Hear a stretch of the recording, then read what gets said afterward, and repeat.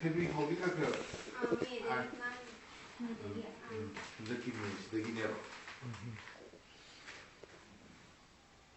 Sina sister Sujata, Prayakam Sujata.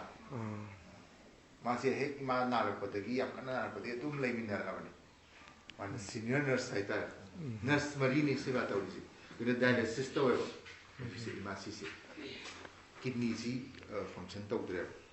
Aduna peritoneal dialysis and back to kidney motamatoria. 3 times every day. Home to sister seems to be all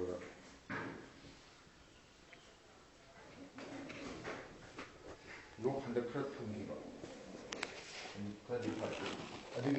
Doctor Gidana Patra. Antibiotic nobody might be controlled over infections. But Magin Lehuba, Tabak the congestion Lehuba. I would just cough syrup not Hagam there. And then Mete doctor. Mete doctor with the look Matum Pites for pay one. Look over there. At the Moish Tajiram de Hamada. Mete doctor way. How much the Papa? No.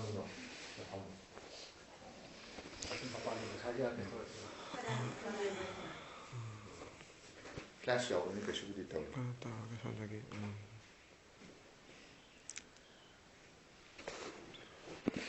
Had the light up. Oh, I got money in the background.